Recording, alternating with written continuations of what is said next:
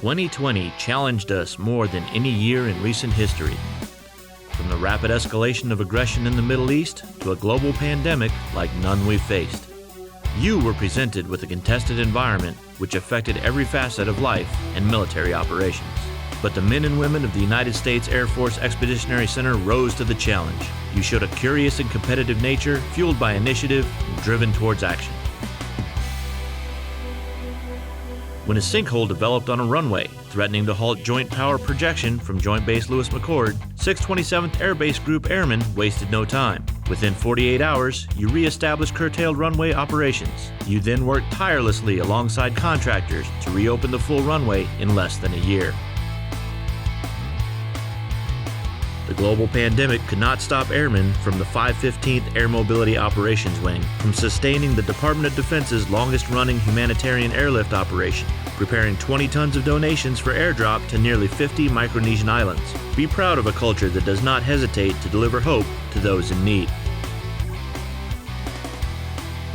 When presented with significant travel restrictions, the U.S. Air Force Expeditionary Operations School rapidly procured software and licenses to modify the delivery method of 37 training courses, allowing the schoolhouse to conduct 356 classes for Headquarters Air Force and 9 major commands. This critical initiative ensured the school sustained its high-quality mission essential training for over 33,000 warfighters and resulted in selection as an Air Force Spark Tank finalist. The 43rd Air Mobility Operations Group revitalized the joint training environment, working with Air Force and joint mission partners to incorporate tactical data link and dynamic retasking capabilities in the Joint Forcible Entry exercise. This effort drives Air Mobility Command into joint all-domain command and control and enables seamless integration between mobility air forces, battlefield airmen, and soldiers through more dynamic and realistic training scenarios.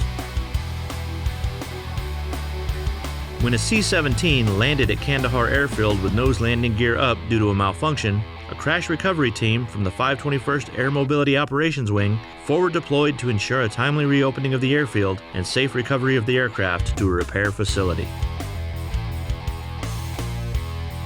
When tasked by U.S. Northern Command as a base support installation, the men and women of the 87th Air Base Wing worked around the clock to ensure mission success. In total, your team supported nearly 3,500 personnel flowing through Joint Base McGuire-Dix Lakehurst to support medical response in New York, New Jersey, Connecticut, and Pennsylvania. As the Air Force's pilot unit for the Transportation Isolation System operations, the 628th Air Base Wing took the lead on researching, testing, and certifying the negatively pressurized container, an astounding effort that met U.S. Transportation Command's urgent need for a high-capacity transport system for infected patients, going from concept to operational capability in just 95 days. Lastly, when COVID-19 threatened air mobility, command, and control within CENTCOM, Devil Raiders from the 621st Contingency Response Wing remotely augmented the 609th Air Operations Center from Garrison with little advance notice. You further supported disaster relief efforts in U.S. Southern Command after Hurricane Iota, providing an airfield assessment team to the storm-ravaged region. No contingency operation happens around the world that you are not prepared to support on a moment's notice. This past year, you took innovative, concrete steps to achieve and sustain our nation's competitive advantage. We will continue to forge action-oriented, ready and professional airmen and foster a culture and environment where our airmen and families thrive. By investing in each other and committing to excellence, the Air Force Expeditionary Center will drive credible, relevant expeditionary training and advance the global response network to meet the full spectrum of emerging threats. Together, we will continue to deliver air power from the ground up.